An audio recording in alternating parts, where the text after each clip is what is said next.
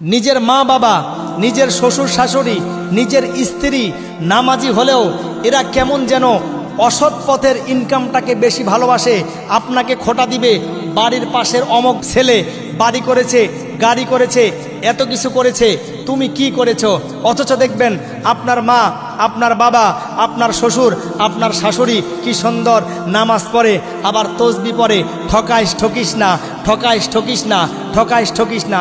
তারা যদিও বলে সুবহানাল্লাহ, কিন্তু তারা যেহেতু আপনার হারাম ইনকামের প্রতি এত আকর্ষণ, আপনার হারাম টাকা খাওয়ার প্রতি তাদের এত লোভ লালসা, সুতরাং এটাই বলতে হয় তারা তসবির মধ্যে সুবহানাল্লাহ বলে না, বরং তসবির মধ্যে বলে ঠকাইস ঠকিস না, ঠকাইস ঠকিস না। সুতরাং আপনারা সোজা ডাইরেক্ট বলে দিবেন, আমি বাবা হোক, মা হোক, শ্বশুর শাশুড়ি, নিজের স্ত্রীকে বলতে চাই, হারাম ইনকামের মধ্যে আমি নাই, আমি হালাল ইনকাম করব। এতে আমার সম্মান মর্যাদা যতটুকুন হবে আমি ততটুকুনের মধ্যে সীমাবদ্ধ। আমি হারামের মধ্যে যাব না, যাব না, যাব না। কথা বলেন ঠিক কিনা?